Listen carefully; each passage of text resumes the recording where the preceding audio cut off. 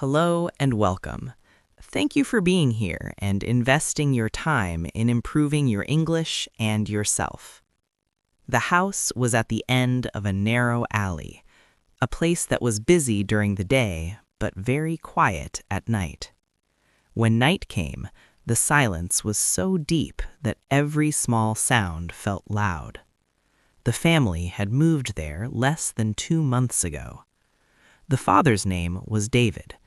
He worked for a construction company and often came home late, but he always tried to have dinner with his family. His wife, Emma, was careful and quiet, and she often felt uneasy in new places. Their 8-year-old son was named Lucas. Lucas did not talk much, slept lightly, and often woke up at night because of small noises. The house was not new. There were cracks on the walls and the metal gate was old, but the house was deep inside the alley, so David believed it was safe. That belief was common, and it was the first mistake. That night, the rain was light. It did not fall hard, but it was enough to make the road wet and shiny. The yellow street light reflected on the ground. David fell asleep quickly because he was tired. Emma stayed awake longer as usual, then slowly fell asleep. Lucas slept in his own room. The door was half open and a small nightlight was on.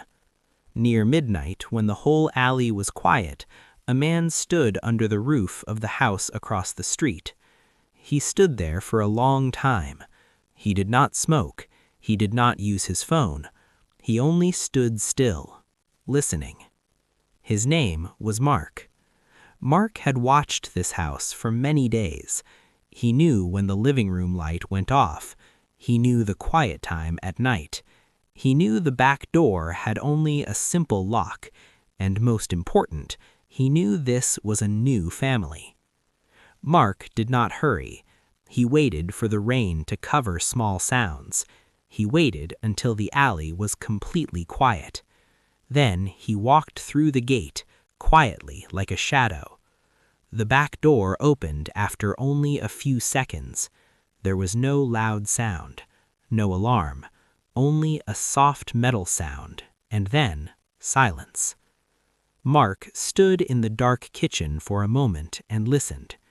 There were no footsteps, no voices, only the rain outside and the quiet sound of the fridge. Then he stepped inside. Lucas was the first to wake up, not because of the door, but because of a strange feeling, a feeling that someone was inside the house. He opened his eyes and looked at the ceiling. His heart started to beat faster. Lucas heard a very small sound, like soft footsteps on the floor. He did not scream.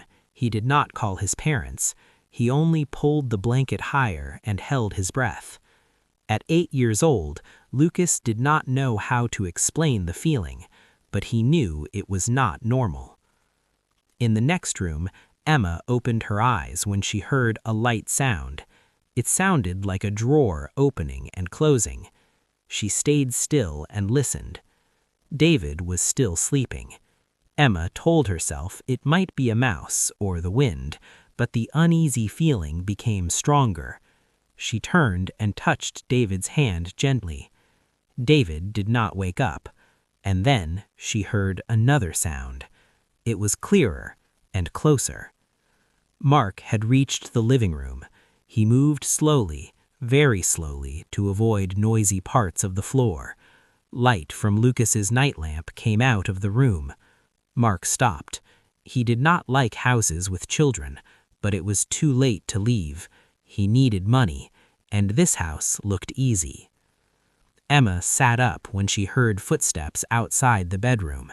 She grabbed David's hand hard, and he woke up. They looked at each other in silence. They both understood. Someone was in the house. David reached for his phone on the table. The screen did not turn on. The battery was dead. Outside the room, a shadow passed the door.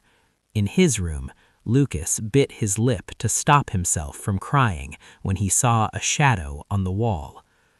Mark heard movement in the bedroom. He stopped. If he left now, he could still escape, but he waited, and in that moment, everything changed. David opened the bedroom door. The two men looked at each other in the weak light. No one spoke. Only the sound of rain and fast heartbeats filled the air. Mark stepped back, then another step. He turned and ran out through the back door. The door was left open. The house was full of fear. The police came not long after. No one was hurt. Nothing important was stolen. But after that night, the house was not the same. Lucas slept with the light on for many months. Emma checked the doors at least twice every night. David added new locks, new lights, and cameras, but one thing could not return: the feeling of complete safety. Because some nights, when a small sound appeared, the family remembered that a stranger had once stood in the dark inside their home. If you find this video interesting and helpful, please give me a like and subscribe.